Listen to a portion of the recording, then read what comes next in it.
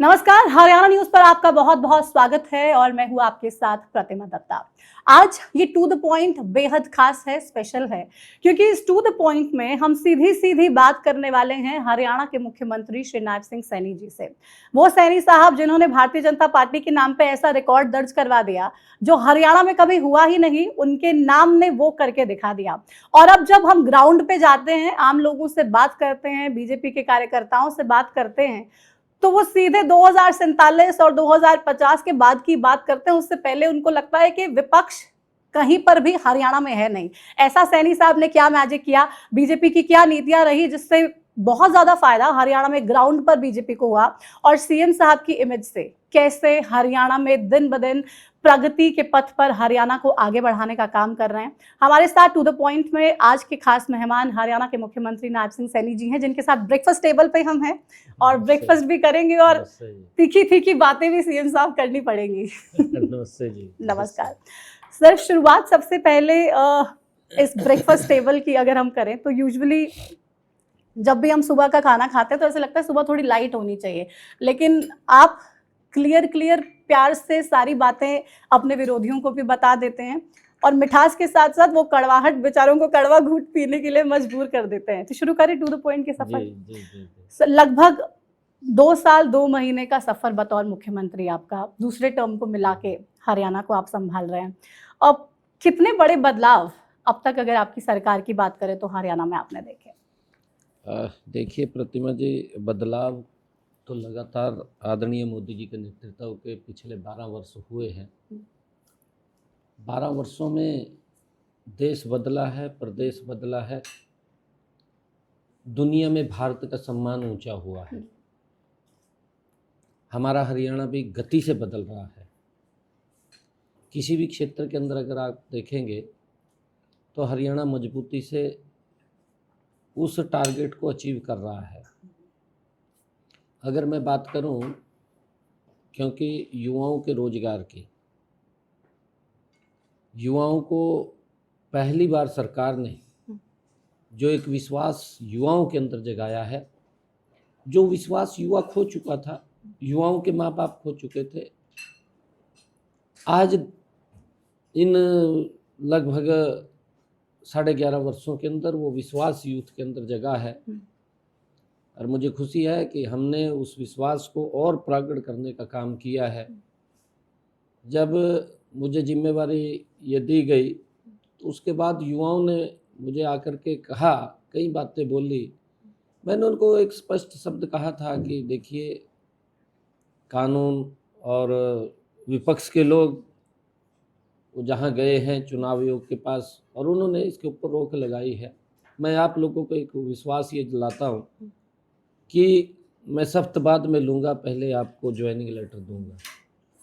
और ये इतिहास में पहली बार हुआ है कि 25,000 युवाओं को बिना पर्ची बिना खर्ची के हरियाणा के रोजगार मिला है।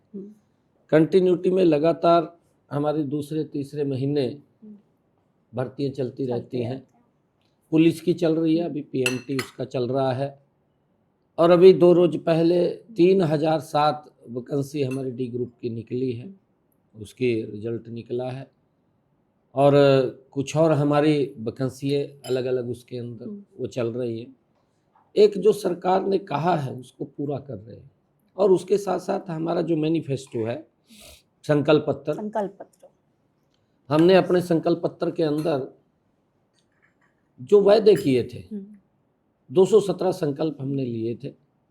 217 संकल्पों में से हमने 63 संकल्पों को पूरा कर दिया है।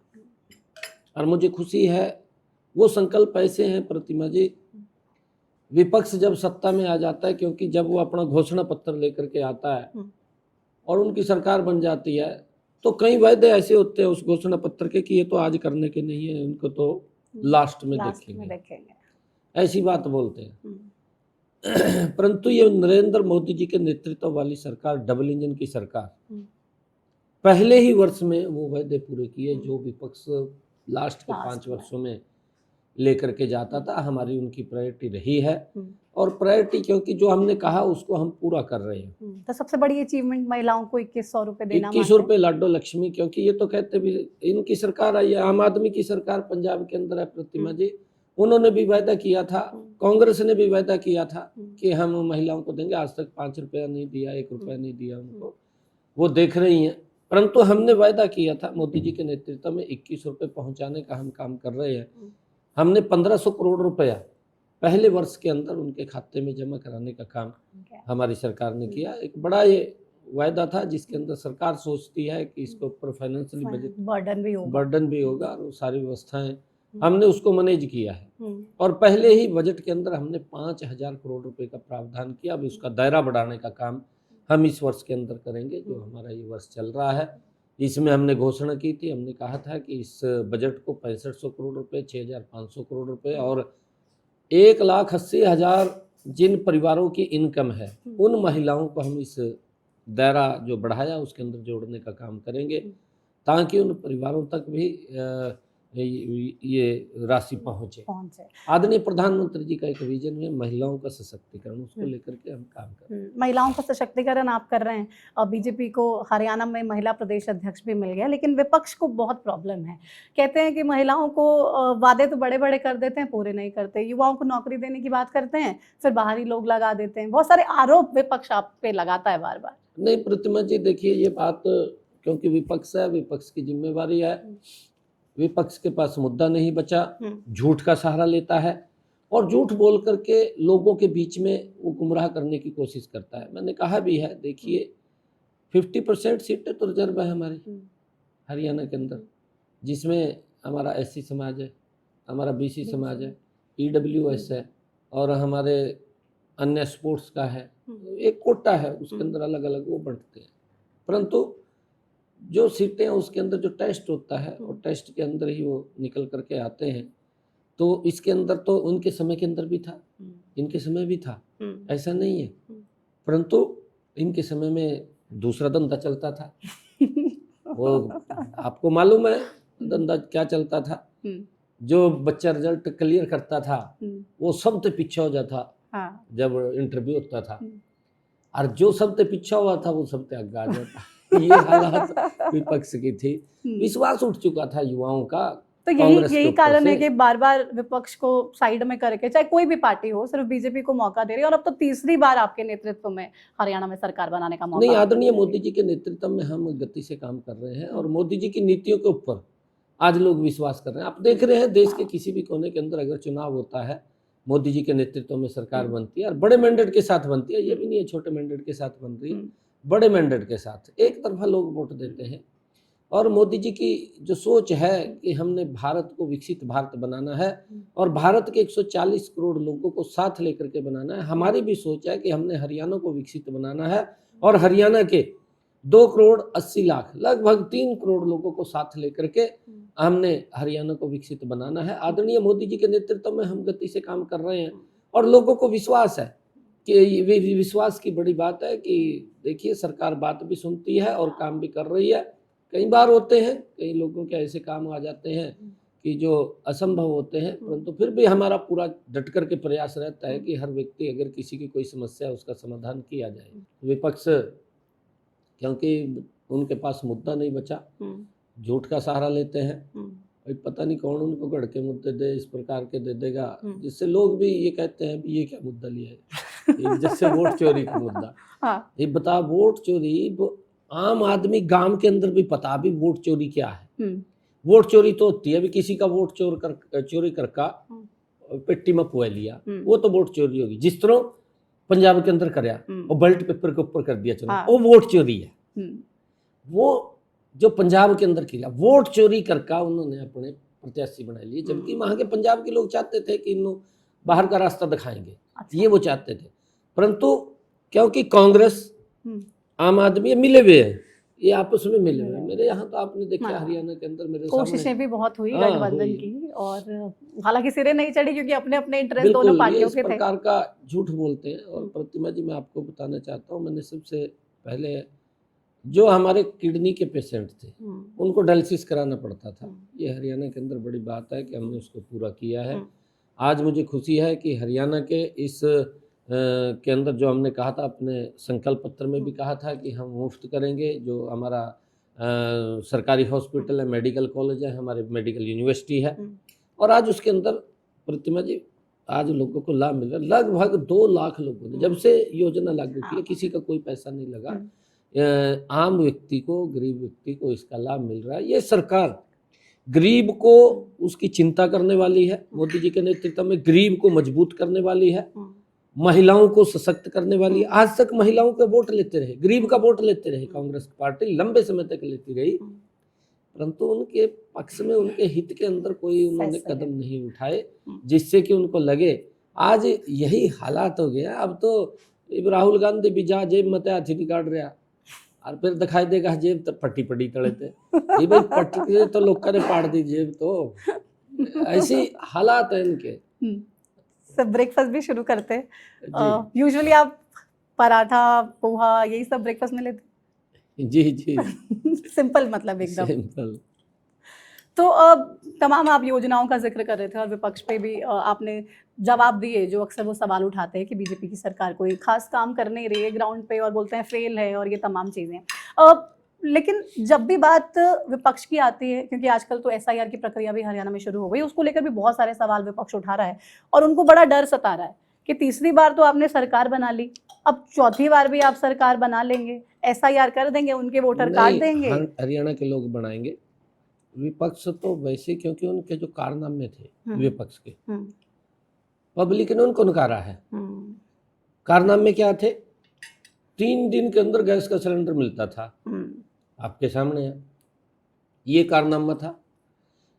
मंच के ऊपर खड़े होकर कहते थे कि बिजली 24 घंटे देंगे, मंच पे बोलते थे, और जब सत्ता में आ जाते थे 4 घंटे बिजली नहीं मिलती थी। लोग त्राही त्राही करते थे, मच्छर खा लेते हैं, परंतु इनकी आंखें नहीं खुली। आज 24 घंटे बिजली मिल रही, राम थे। फसल बेचने जाता था किसान, उसकी ठीक प्रकार से इनके समय में फसल नहीं बिकती थी। आज देखिए मशीनरी का युग आ गया, उसके बावजूद भी जो सीजन 1.5 महीने 2 महीने चलता था, 2.5 महीने, वो 15-20 दिन का सीजन रह गया, और आवाक भी ज्यादा होगी। हमने उसको भी कंट्रोल किया और किसी किसान को परेशानी नहीं आने दी। एमएसपी के ऊपर खरीद रहे हैं, एमएसपी बढ़ करके दे रहे हैं। इन्होंने रौला पाई दिया, कहा जी एमएसपी बंद कर देंगे, ये भी झूठ फैलाई दिया जी। अब देख तो रहे किसान। अब आप कहते हैं हम 24 फसलों पे एमएसपी देते हैं, दे रहे हैं। हुड्डा साहब कह रहे हैं 24 फसलें होती ही नहीं।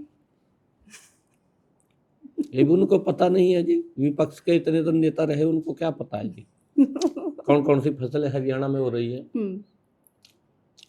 गिननी चाहिए जो भी हो रही है। कल एक हॉर्टिकल्चर का कार्यक्रम था, हमारे यहाँ सेब उग रहा है, मेरे को एक पेटी दी सेब की। और कहाँ उग रहा? कुरुक्षेत्र के अंदर एक किसान पेटी लेके आया सेब की। अच्छा। एक बाडड़ा का किसान लेके आया मेरे पास, सेब लेके आया, कहा जी हम खा के देखे कैसे? हाँ, खा के देखे। यहाँ से अगर सेब यहाँ उग रहा है तो मेरे किसान का भविष्य उज्जवल है। उन्होंने भी तमाम चीज़ें तय करते हैं, क्योंकि आप प्राकृतिक खेती के लिए भी किसानों को लगातार प्रोत्साहित करते हैं। किसानों की तो अलग अलग समस्याएं हर प्रकार पे रहती ही हैं, लेकिन आप ये कह रहे हैं कि आपकी सरकार ये मेक श्योर करती है कि कोई भी प्रॉब्लम हमारे हरियाणा के किसान को नहीं है। नहीं, देखिए प्राकृतिक आपदाएं आती रहती हैं, ऐसा नहीं। हम लगातार किसानों को इस बात को लेकर के चर्चा करते रहते हैं कि आप पेस्टिसाइड और खाद का ज़्यादा इस्तेमाल ना करें, इससे हमारी भूमि भी खराब हो रही है, हमारा शरीर भी खराब हो रहा है, क्योंकि उसके अंदर बहुत ज़्यादा अनाज के अंदर ये पेस्टिसाइड, उसका रस जाता है। अभी मैंने 2-3 रोज पहले मोरनी के अंदर एक कार्यक्रम किया, लगभग एक MOU साइन किया। एक कंपनी आई थी, कंपनी के साथ बैठ करके हमारे किसानों को उन्होंने कहा कि मुझे 2-3 चीज़ों की आवश्यकता है, एक मिर्ची, एक हल्दी और एक अदरक, परंतु उसके अंदर शर्त ये है वो अपनी टेस्ट करके ले जाएगा, उसमें न खाद गिरे न दवाई गिरे, प्योर प्राकृतिक हो, किसानों के साथ 1500 एकड़ पे MOU साइन हुआ। वो कहने लगा कि मुझे तो 4000 से भी ज़्यादा चाहिए, परंतु कम से कम 4000 एकड़ चाहिए। तो हमने 1500 का कराया, मैं कहा और भी आपका कराएंगे, परंतु और उसने ये कहा भी मार्केट से जो भी अदरक है या हल्दी है या उसकी मिर्ची है, जो मार्केट का रेट होगा उससे 10% ज़्यादा वहीं से खरीद देंगे, खरीद करके ले जाएंगे। लाभकारी मूल्य हमारी सरकार लगातार किसानों को, और उसको कहीं जाना ना पड़े इधर उधर, नहीं तो बेचने के लिए पंचकुला, चंडीगढ़, पता नहीं कहाँ कहाँ जाता है किसान, परंतु उसका वहीं पर ही मोरनी के अंदर ही उसके खेत से उठा करके वो ले जाएगा, मोरनी में एक स्थान तय कर देंगे, वहीं से वो ले जाएगा और उसको दिक्कत नहीं आएगी। ये हमारी सरकार लगातार किसानों को आगे प्रेरित करने का काम कर रही है। और इसी प्रकार हमने एक क्लस्टर भी ऑर्गेनिक बनाया प्राकृतिक खेती का। तो ये तमाम चीज़ें तो आप किसानों के लिए कर रहे हैं, लेकिन किसी भी प्रदेश की प्रगति के लिए उद्योग बहुत ज़रूरी होते हैं। उद्योग हरियाणा में आए, ज़्यादा से ज़्यादा आए, उसके लिए हम देख रहे हैं पिछले काफ़ी दिनों से आप प्रयासरत हैं, लगातार मीटिंग्स करते हैं। दिल्ली आते हैं तो 2-2 3-3 दिन मीटिंग्स ही चलती रहती हैं। तो कितनी इंडस्ट्रीज़ आप हरियाणा में लेके आए? और एक जो परसेप्शन है कि हरियाणा में इंडस्ट्रीज़ आती नहीं है क्योंकि बहुत डर लगता है उनको, लॉ एंड ऑर्डर सिचुएशन ठीक नहीं है, तो क्या लग रहा है उसको तोड़ने में? नहीं प्रतिमा जी, वो कांग्रेस के समय में एक बार इस प्रकार की स्थिति खड़ी हो गई थी, हमने उस स्थिति को बदल दिया है। अब वो स्थिति नहीं रही। अब लोगों का, इंडस्ट्रियलिस्ट का पूरे देश के अंदर, देश से बाहर भी लोग हरियाणा को फर्स्ट प्रेफरेंस देना चाह रहे हैं। वो लोग अपनी इंडस्ट्री हरियाणा में लगाना चाह रहे हैं। मुझे खुशी है, हमने पिछले दिनों अपनी न्यू इंडस्ट्रियल पॉलिसी लॉन्च की है, उसके साथ अलग से हमने सेक्टरल अपनी और पॉलिसीज भी लॉन्च किया था। और मुझे इस बात की खुशी है प्रतिमा जी, जब हम लॉन्च कर रहे थे तो मैंने दिल्ली में 2 दिन बैठ करके हमारे जो इंडस्ट्रियलिस्ट के अलग अलग स्टेक होल्डर्स थे, अलग अलग ग्रुप्स थे, उन ग्रुपों को बुला करके उनसे लगातार चर्चा की। उनके बड़े सुझाव आए, हमने उसको पॉलिसी को दिखाया, उन्होंने देखा, देख करके उन्होंने सुझाव दिए, वो भी अमेंडमेंट किए।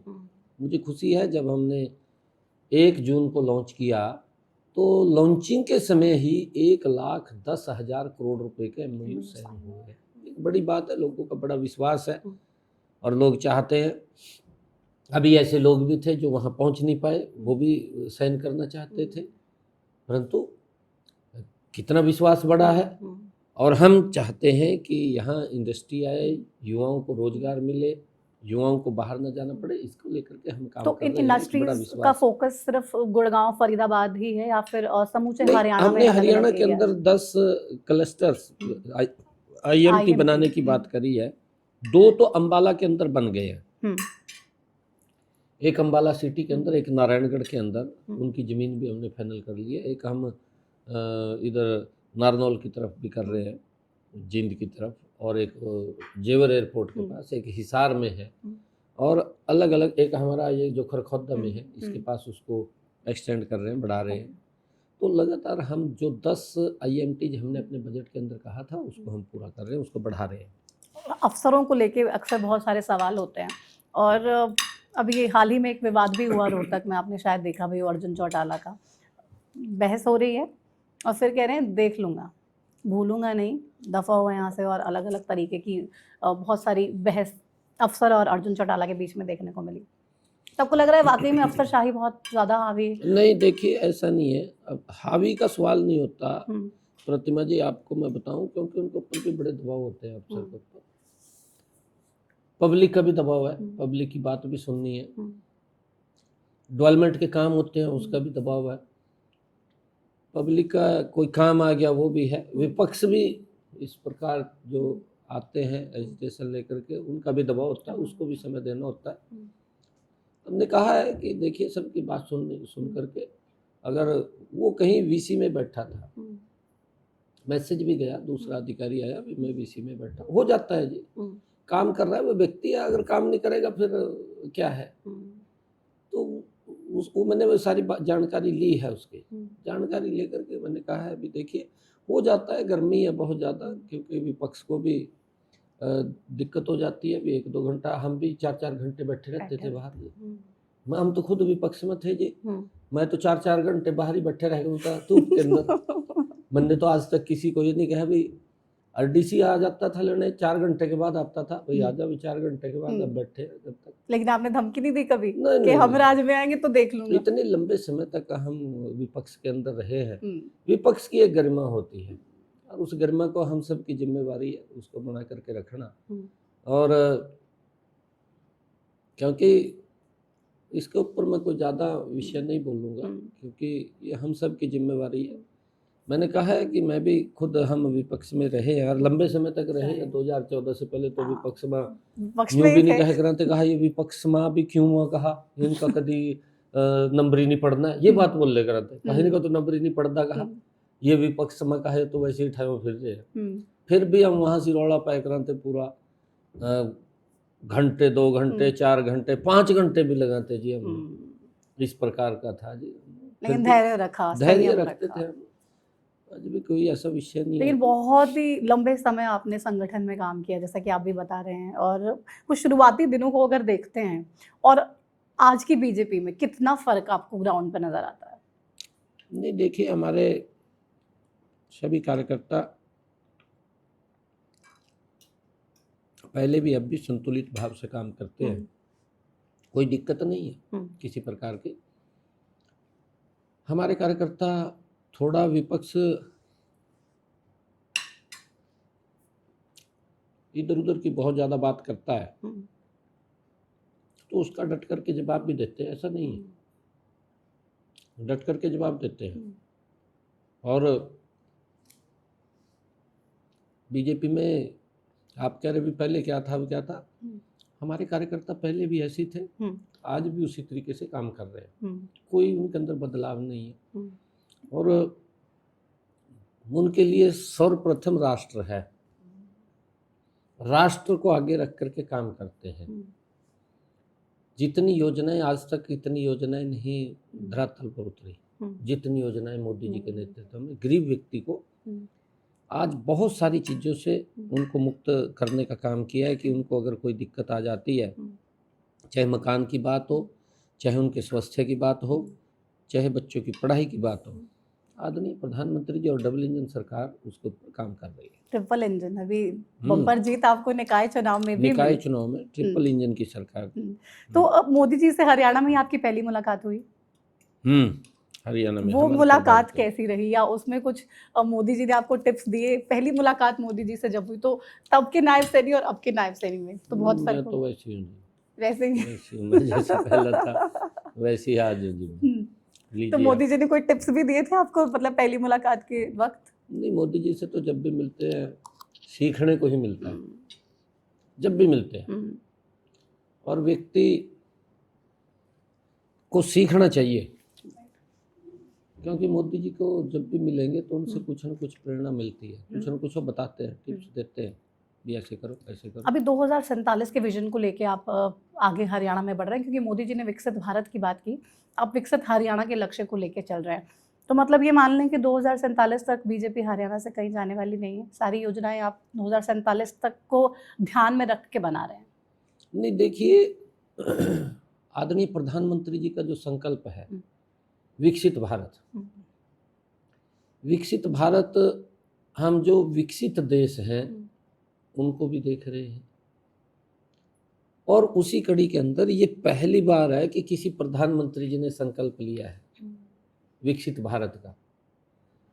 नहीं तो पिछड़े भारत का संकल्प लेकर चुनाव लड़े करते, पहले तो कांग्रेस के लोग पीछा कर दो ये हालत थी, भी पीछे कर दो, अपने आप को विकसित कर लो।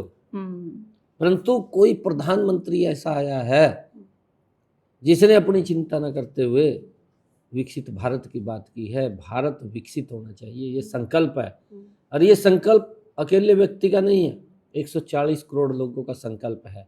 हम सब ने मिलकर के भारत के लिए, छोटे छोटे काम भी होते हैं, मीडियम भी होते हैं, बड़े काम भी होते हैं, हर काम को लेकर के जब वहाँ आगे बढ़ेंगे तो भारत विकसित भारत बनेगा।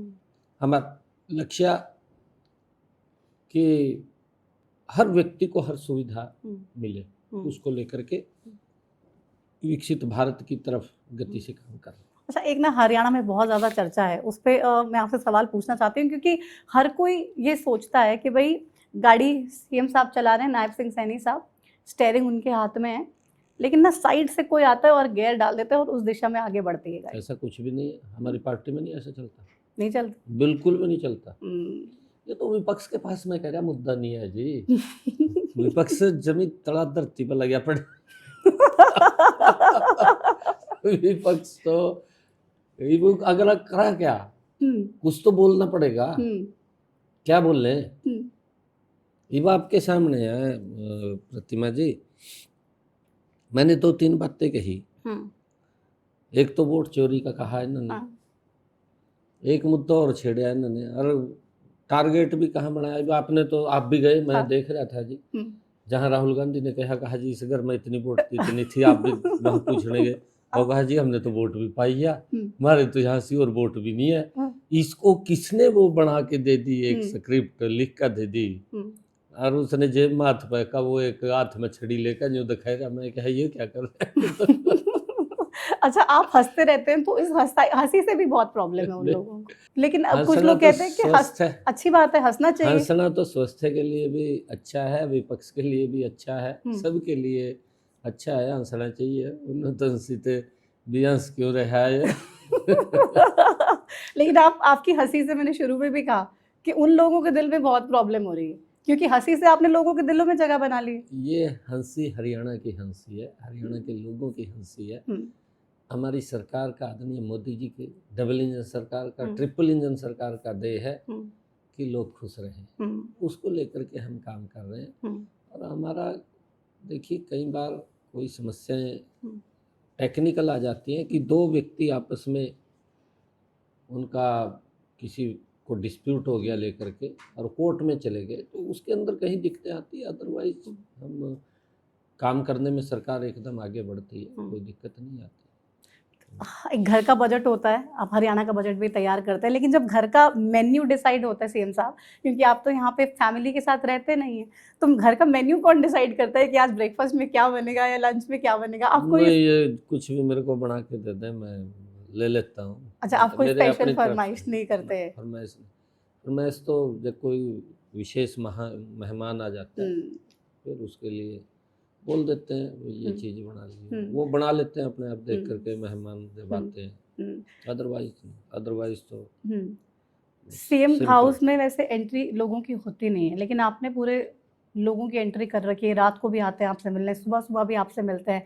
आपको लग रहा है कि ये जो इजी आपके पास लोग आके मिल सकते हैं इजीली, ये कहीं ना कहीं बहुत ज़्यादा बेनिफिशियल या हेल्पफुल बीजेपी के लिए हो रहा है कि भाई सीएम हमारे हैं, लोगों को लगता है, बीजेपी के कार्यकर्ताओं को लगता है भाई सीएम हमारे, तो सबको ही सीएम साहब के पास आके अपनी तमाम परेशानियों को बताते हैं कि सीएम साहब ऐसे सॉर्ट करो। नहीं, देखिए, समस्याएं लेकर के आते हैं, वैसे तो कोई नहीं आता, परंतु उसके अंदर मैंने कहा है कि कुछ समस्याएं ऐसी होती हैं जो कोर्ट में चल रही हैं, तो उनको फिर थोड़ा सा उनको ये शायद कई बार व्यक्ति को लगता है कि शायद मुख्यमंत्री के पास जाएंगे, इसके अंदर सॉर्ट हो जाएगी, परंतु कोर्ट का मसला कोर्ट का, उसका हम सम्मान करते हैं। अदरवाइज किसी की और कोई समस्या है तुरंत उसका समाधान होता है, वो आते हैं जरूर समस्या लेकर के, समस्या का समाधान भी हो रहा है, और लगभग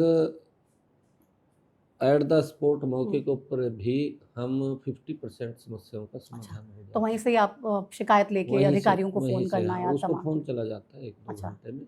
कुछ समस्याएं ऐसी होती है जो थोड़ा समय के बाद होती है, कुछ समस्याएं ऐसी है कि कोर्ट के कारण है, वो 20-30% ऐसी होती है, या आपस का डिस्प्यूट है 2 परिवारों का, वो भी लेके आते हैं, परिवार का आ जाते हैं लेकर के, फिर परिवार में बढ़ना ठीक नहीं है, भी ये गलत है।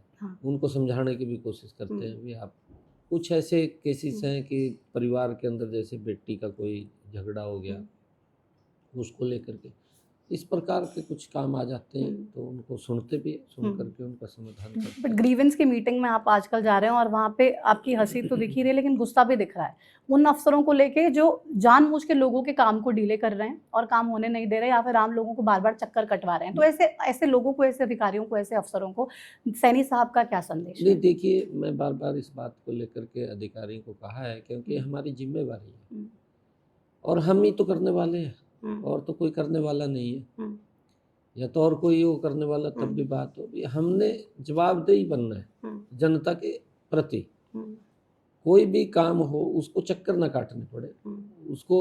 अरे हमारे अधिकारी ऐसा नहीं, काम भी कर रहे हैं, परंतु कुछ है ना जो ढीठ हो हाँ जाते हैं उसको थोड़ा। उसको लेकर के हम उनको भी चेताते हैं कि भाई देखिए काम ठीक करें, हम्म, परंतु बड़ा बदलाव है, हम्म, काम कर रहे हैं, ऐसा नहीं है। और हमारी जिम्मेवारी है, मैंने हम्म, कहा कि मैं जब लोगों की बात सुन रहा हूँ तो आप भी धैर्यपूर्वक सुन करके उसका समाधान खोजिए। समाधान नहीं निकल रहा उसको बता दीजिए, देखिए इसका समाधान नहीं निकल रहा, तो व्यक्ति वो सोचता है भी मेरी बात को सुना गया है, परंतु हम काम कर रहे हैं। मुझे मोदी जी का मैजिक तो है ही, लेकिन बीजेपी में ने जहाँ पे भी चुनाव हुए, नायब सिंह सैनी साहब को भेजा, बात चाहे दिल्ली की हो, बंगाल की हो, बिहार की हो, आप गए और हमने आपका मैजिक ग्राउंड पे भी देखा, वहाँ पर हमारी टीमें भी जाती रही। अब पंजाब में सबसे ज़्यादा एक्टिव आप हैं। ਤੁਹਾਨੂੰ लगता है वाकई पंजाब च भारतीय जनता पार्टी सरकार बनाने ਵਿੱਚ कामयाब हो पाएगी? ਨਹੀਂ ਸਰਕਾਰ ਬਣੂਗੀ ਪੰਜਾਬ ਦੇ ਵਿੱਚ, ਲੋਕਾਂ ਨੇ ਮਨ ਬਣਾ ਲਿੱਤਾ ਹੈ। ਔਰ ਪੰਜਾਬ ਦੇ ਵਿੱਚ ਮੇਰੇ ਜਿਹੜੇ ਚੱਕਰ ਲੱਗ ਰਹੇ ਨੇ ਉਹ ਚੱਕਰ ਇਸ ਲਈ ਲੱਗ ਰਹੇ ਕਿ ਲੋਕੀ ਮੁਝੇ ਇੱਥੇ ਨਿਮੰਤਰਣ ਦੇਣ ਆਉਂਦੇ ਆ। ਜਦੋਂ ਨਿਮੰਤਰਣ ਦੇਣ ਆਉਂਦੇ ਤਾਂ ਮੈਂ ਉੱਥੇ ਜਾਂਦਾ, ਪਰੰਤੂ ਲੋਕੀ ਅੱਜ ਪੰਜਾਬ ਦੇ ਇਹ ਗੱਲ ਕਹਿ ਰਹੇ ਸੀ ਕਿ ਜਿਹੜੀਆਂ ਸਰਕਾਰਾਂ ਪੰਜਾਬ ਦੇ ਵਿੱਚ ਆਈਆਂ ਉਹਨਾਂ ਨੇ ਬੜੇ ਬੜੇ ਵਾਅਦੇ ਕੀਤੇ ਨੇ, ਉਹਨਾਂ ਨੇ ਵਾਅਦੇ ਤਾਂ ਕੀਤੇ ਪਰੰਤੂ ਉਹਨਾਂ ਨੂੰ ਇੰਪਲੀਮੈਂਟ ਨਹੀਂ ਕੀਤਾ। ਲੋਕਾਂ ਦਾ ਸ਼ੋਸ਼ਣ ਕਰਨ ਦਾ ਕੰਮ ਕੀਤਾ ਹੈ, ਚਾਹੇ ਕਾਂਗਰਸ ਪਾਰਟੀ ਹੈ। ਲੋਕਾਂ ਨੇ ਪੰਜਾਬ ਦੇ ਕਾਂਗਰਸ ਪਾਰਟੀ ਤੇ ਬਹੁਤ ਦੁਖੀ ਹੋ ਕਰਕੇ ਉਹਨਾਂ ਨੂੰ ਉਸ ਨੂੰ ਬਾਹਰ ਕਰਨ ਦਾ ਕੰਮ ਕੀਤਾ। ਔਰ ਮੰਚ ਤੇ ਕੇਜਰੀਵਾਲ ਸਾਹਿਬ ਆ ਗਏ। ਕੇਜਰੀਵਾਲ ਨੇ ਜਿਹੜਾ ਆਪਣਾ ਦਿੱਲੀ ਦਾ ਮਾਡਲ ਸੀ ਉਹ ਦਿਖਾਉਣ ਦੀ ਕੋਸ਼ਿਸ਼ ਕੀਤੀ। ਲੋਕੀ ਸਾਡੇ ਕਿਉਂਕਿ ਪੰਜਾਬ ਹੈ ਚਾਹੇ ਹਰਿਆਣਾ ਹੈ, क्योंकि एक ही नेचर के लोग ने, और जब एक ही नेचर दे हैं तो साढ़े लोग ये भोले हैं। इब केजरीवाल ने बड़े बड़े सजाबाग दिखा दिते।